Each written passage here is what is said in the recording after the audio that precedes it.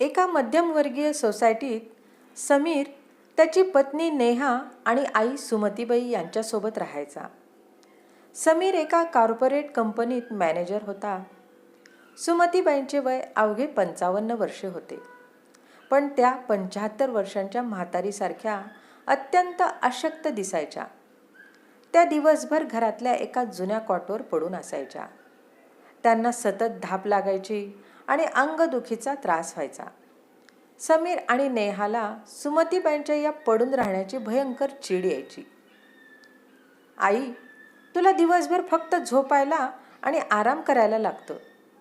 घरात नेहा एकटी राबते. तिला थोडी मदत केली तर तुझे हात झिजतील का? तू स्वतःला आजारी असल्याचं जे नाटक करतेस ना, ते आता बंद कर. कामचोरपणालाही काही मर्यादा असतात. समीर रोज ऑफिसला जाताना आईचा भयंकर अपमान करायचा. सुमतीबाई काहीच बोलत नसत. त्या थरथरत्या हातांनी स्वतःचा पदर सावरत डोळे पुसायच्या आणि गप्प राहायच्या. मुलाला ओझे वाटू नये म्हणून त्या अनेकदा आजारपण अंगावरच काढायच्या. एके दिवशी रविवारी नेहा माहेरी गेली होती. समीर हॉलमध्ये टीव्ही बघत होता. सुमतीबाईंनी समीरला गरम पोळ्या करून देऊ या विचाराने कष्टाने उठल्या आणि स्वयंपाकघरात गेल्या. पण गॅसजवळ उभं राहताच त्यांना भयंकर चक्कर आली आणि त्या फरशीवर जोरात कोसळल्या. त्यांच्या डोक्याला मार लागला आणि त्या बेशुद्ध झाल्या. समीर वैतागतच त्यांना घेऊन दीनानाथ मंगेशकर हॉस्पिटलमध्ये गेला. डॉक्टर, ही फक्त अशक्तपणाची चक्कर आहे. माझी आई तशीही दिवसभर घरात आरामच करते. तिला काही काम करायची सवय नाही. तुम्ही सलाईन लावा आणि आम्हाला डिस्चार्ज द्या. समीर अतिशय बेफिकीरपणे ICUच्या बाहेर उभ्या असलेल्या डॉक्टर केळकरांना म्हणाला. डॉक्टर केळकर हे एक अत्यंत अनुभवी आणि जुने सर्जन होते. सुमतीबाईंचे रिपोर्ट आणि त्यांच्या शरीराची अवस्था बघून ते बाहेर आले होते. समीरचे ते निर्दयी शब्द ऐकून डॉक्टरांच्या रागाचा स्फोट झाला. त्यांनी समीरची कॉलर धरली आणि त्याला रागाने बाजूला खेचले. तुझी आई कामचोर आहे. ती नाटक करते. लाज वाटत नाही स्वतःच्या आईबद्दल असं बोलताना? डॉक्टर भयंकर कडाडले. तुला माहिती आहे तुझ्या आईची ही अवस्था का झाली आहे? मी सांगतो तुला. डॉक्टरांनी सुमतीबाईंची फाईल समीरच्या तोंडावर भिरकावली. 25 वर्षांपूर्वी तू 5 वर्षांचा असताना तुला मल्टिपल ऑर्गन फेल्युअर नावाचा भयंकर आजार झाला होता. तुझी एक किडनी आणि अर्धे लिव्हर निकामी झाले होते. तुझे वडील उपचाराच्या खर्चाला घाबरून पळून गेले. तेव्हा या कामचोर बाईने स्वतःच्या जीवाची पर्वा न करता स्वतःची एक किडनी आणि स्वतःच्या लिव्हरचा 60% भाग कापून तुझ्या शरीरात बसवला होता. समीरच्या काळजाचा ठोका चुकला.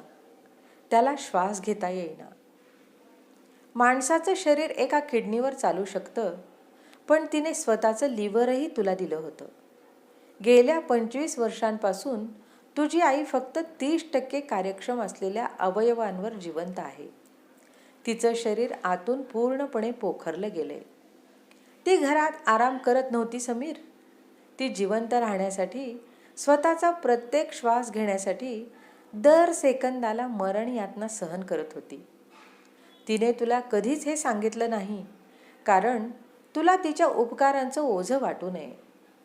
आणि तू, ज्या शरीराचे लचके तोडून तू आज धडधाकट उभा आहेस, त्याच शरीराला तू कामचोर म्हणून शिव्या घालत होतास.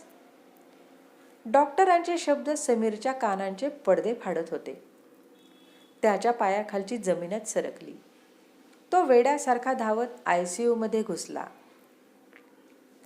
सुमतीबाई ऑक्सिजन मास्क लावून बेशुद्ध अवस्थेत पडल्या होत्या. समीर थरथरत्या हातांनी त्यांच्या बेडजवळ गेला. त्याने अत्यंत कापऱ्या हातांनी आईच्या पोटावरचा तो रुग्णालयाचा हिरवा कपडा थोडासा बाजूला केला आणि ते दृश्य बघून समीरच्या घशातून एक भयंकर किंकाळी फुटली. सुमतीबाईंच्या पोटावर छातीपासून ते ओटीपोटापर्यंत शस्त्रक्रियेची एक अत्यंत मोठी, खोल आणि भयंकर जाड खूण होती. 25 वर्षांपूर्वी त्याच्या आयुष्यासाठी आईचे शरीर करवतीसारखे फाडले गेले होते. तो जो स्वतःच्या फिटनेसचा आणि आरोग्याचा अहंकार मिरवत होता, तो अहंकार त्याच्या आईच्या याच भयंकर जखमेतून आणि फाटलेल्या शरीरातून भीक म्हणून मिळाला होता. समीर तिथेच त्या ICUच्या थंड फरशीवर आईच्या पायाजवळ गुडघ्यावर कोसळला. त्याने स्वतःचे तोंड दोन्ही हातांनी घट्ट दाबून धरले. तो एका लहान मुलासारखा ओक्साबोक्शी रडू लागला. पण त्याचा तो आक्रोश आईला ऐकू येत नव्हता. आपणच आपल्या देवाला आयुष्यभर कामचोर म्हणून टोमणे मारले. आपणच तिच्या मूक वेदनांची रोज चेष्टा केली. ही पश्चातापाची आणि भयंकर अपराधीपणाची जाणीव इतकी अस्वस्थ करणारी होती की समीर एका जिवंत प्रेतासारखा आईच्या त्या फाटलेल्या शरीरासमोर कायमचा थिजून गेला.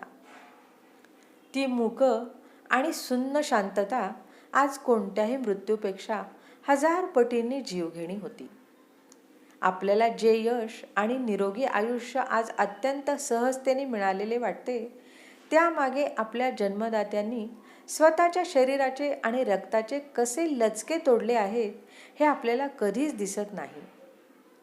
आई वडिलांच्या थकव्याला कधीही कामचोरपणा समजू नका, कारण त्या थकव्यामागे तुमचा जीव वाचवण्याचा एक मूक संघर्ष दडलेला असतो.